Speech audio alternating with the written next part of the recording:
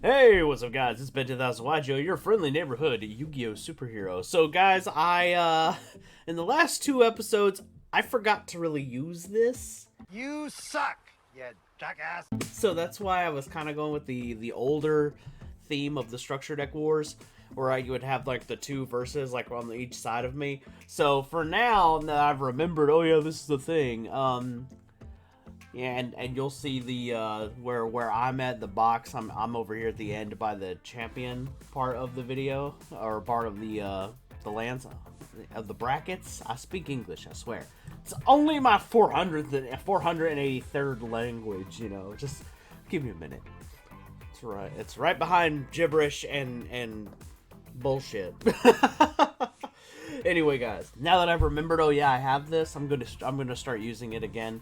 Basically, it's just I'm gonna put the box where I'm at in different places as the tournament progresses.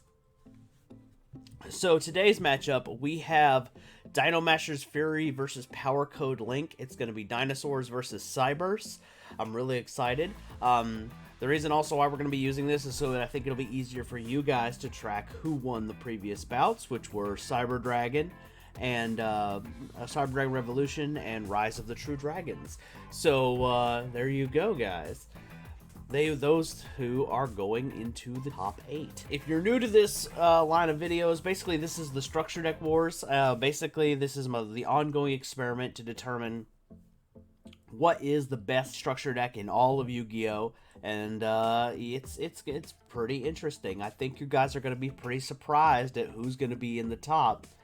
Because I've worked ahead, so I know a few of the matchups. So, but I'm going to keep those to myself.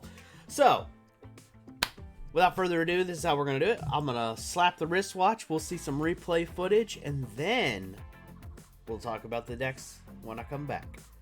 So, let's go watch that replay footage. Dinosaurs versus whatever the hell a Cybers monster is.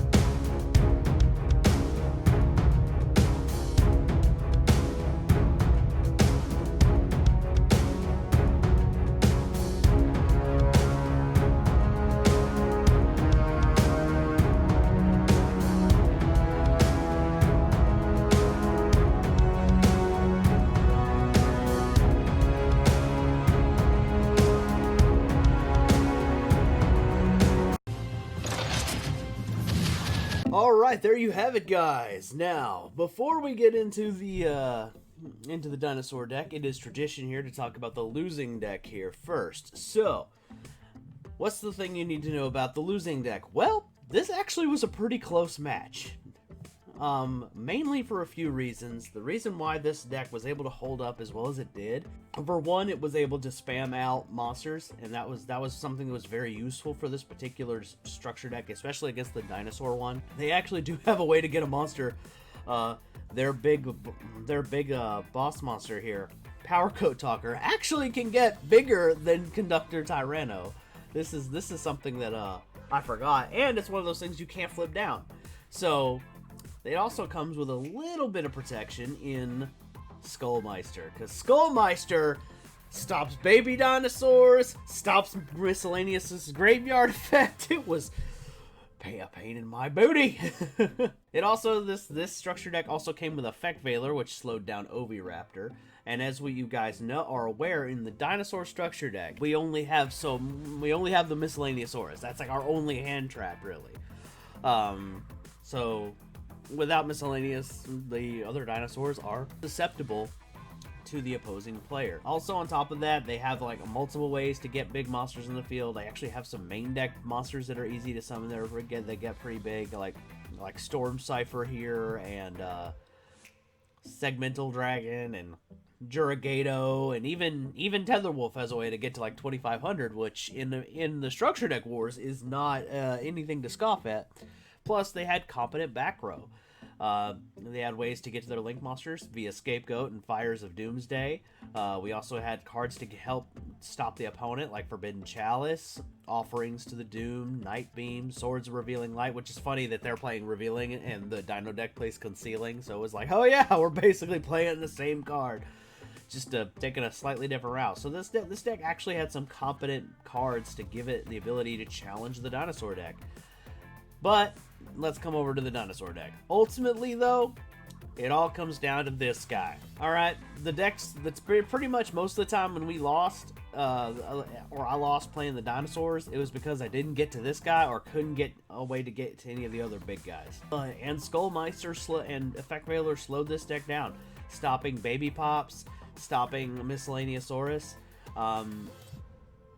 or it could even stop, like, for example, if I had Stegocyber in the graveyard, as an example. Skullmeister could have stopped that, so, you know. We did have a few play starters in the deck, though. Really strong ones, like Rescue Rabbit and Oviraptor. We had a few ways to get our normal dinosaurs out, and, you know, they're pretty big, so they're solid starters.